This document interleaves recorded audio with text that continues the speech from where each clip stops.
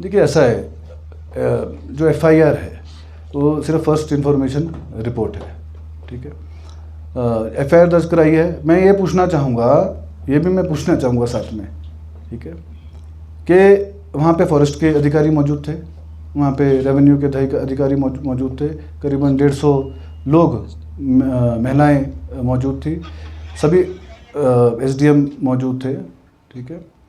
मैं ये पूछना चाहूँगा कि जो उन्होंने आरोप लगाया है, एक तो अभद्र व्यवहार नहीं करना चाहिए उनको जनता के साथ, इस बारे में आप लोग ढली थाने में ले सकते हैं। उनके खिलाफ जो है अधिकारी जो भी आए थे वहाँ पे, उनके खिलाफ एफआईआर दर्ज हुई है, लोगों ने कराई है उनके खिलाफ एफआईआर अभद्र मामले की, जो उन्होंने धक्का मुक्की करी लोगों के साथ, जो बदतमीजी करी महिलाओं के साथ, उसके बारे में भी ढली थाने में एफआईआर ऑलरेडी दर्ज है। उसको भी आप लोग रिपोर्ट करिए अपने माध्यम से, अपने 1 मिनट चैनल के माध्यम से।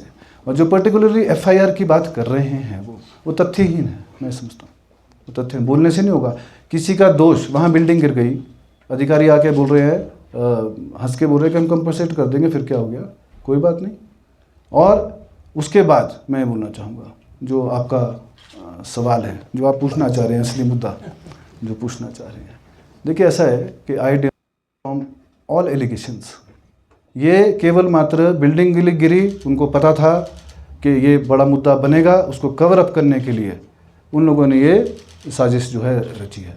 हॉस्पिटल में कितने देर एडमिट थे, आप इसका रिकॉर्ड लीजिए। अगर एमएलसी की बात करते हैं, एमएलसी में क्या है, कितने, क्या वो एडमिट भी हुए वहाँ पे? वो अधिकारी वहाँ पे एडमिट भी नहीं हुए हैं उस हॉस्पिटल के अंदर, सिर्फ ओपीडी में 1 घंटा लगा के आ गए हैं। पहले उन्होंने क्यों रिपोर्ट दी कि हमारे साथ कुछ नहीं हुआ? ये रिटर्न रिकॉर्ड है, एसएचओ को दी, उन्होंने अपना बयान दिया रिटर्न में। एसएचओ जो है दलित थाने आया, फिर उसको दोबारा बुलाया गया, फिर उन्होंने जो है कंप्लेंट दर्ज कराई है। और मैं इस पर ज़्यादा नहीं बोलना चाहूँगा, बिकॉज ये मैटर सब जुडियस है, और लोगों ने जो है, लोगों से बयान लीजिए, या जो वहाँ पे अधिकारी थे उनसे बयान लीजिए, वो क्या बोलते हैं। तो मेरा यही बोलना है। तो अभी एफआईआर अगर करी है, इसमें कोई वो नहीं है, फर्स्ट इन्फॉर्मेशन रिपोर्ट है, अभी इंक्वायरी होकर जो भी आउटकम आएगा, we are ready to face. कानून का जो है पालन और सम्मान हम सभी करते हैं। सवाल है इसमें ना, जिस तरह से एकदम से इमीडिएट रिएक्ट किया गया केंद्रीय मंत्री द्वारा, आपने भी कुछ ऊपर सवाल भी उठाया, तो ये क्या मतलब इंटेंशनली था या? देखिए ऐसा है, केंद्रीय मंत्री जी को मेरे ख्याल से दिल्ली बैठ के उनको शायद पूरे हालात पता नहीं है। मैं उनसे भी आग्रह करूँगा, उन्होंने हिमाचल का दौरा तो किया था आपातकाल में, जब बाढ़ आई थी उस टाइम किया था। आप यहाँ का भी दौरा करिए, जैसे मैंने बोला एक पॉलिसी बनाइए, यहाँ के देखिए कि नेशनल हाईवे के, आपके नेशनल हाईवे के अथॉरिटी के जो लोग हैं, जो आपको कवर अप करना चाह रहे हैं, जो पूरी कहानी गढ़ रहे हैं, उनके कारनामे तो देखिए यहाँ के।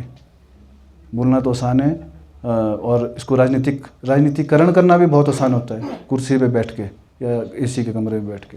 मैं उनकी बात नहीं करूँगा, मैं सबकी बात करूँगा। कोई मैं उनको दोष नहीं लगा रहा उन्होंने क्यों बोला, अगर उनके तक कोई बात पहुँची होगी, he has to react, this is obvious.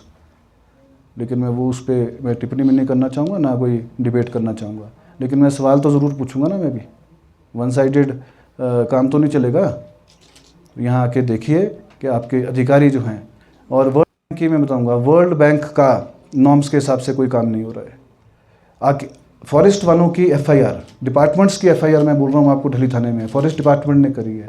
आज एनवायरनमेंट डिपार्टमेंट क्या कर रहा है, पोल्यूशन डिपार्टमेंट क्या कर रहे हैं, रेवेन्यू ऑफिशियल्स क्या कर रहे हैं। डीसी ने निर्देश करे थे कि रेवेन्यू डिपार्टमेंट जो है पूरे डिमार्केशन करेगा। अपने अक्वायर्ड विथ से 30-30 मीटर ये लोग अंदर चले गए, 30 मीटर्स। वो क्यों नहीं हो रही है समय से? लोगों के जो खेत खराब हो रहे हैं, जिसमें मलबा गया है, ठीक है, उन्होंने अक्वायर जहाँ तक करा है वो करा है।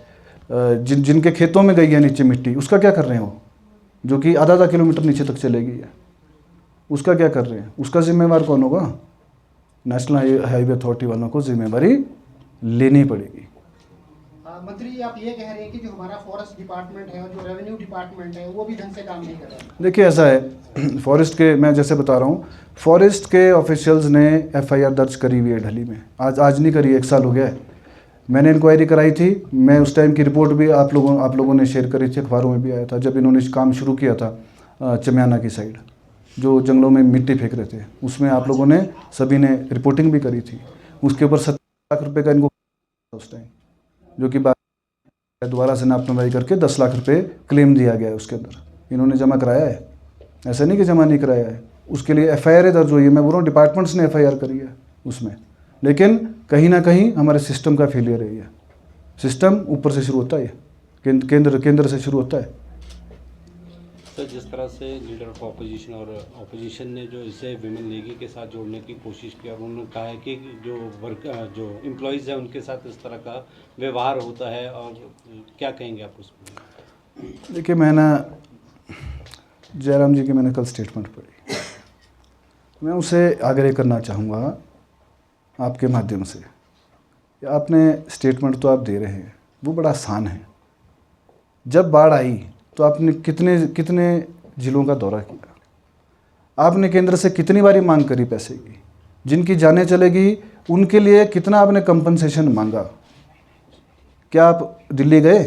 विधानसभा में भी आपने जो है वॉकआउट कर दिया जब माननीय मुख्यमंत्री महोदय ने बोला कि आप हमारे साथ दिल्ली।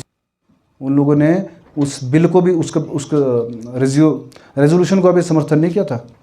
वो किस मुंह से बोल रहे हैं?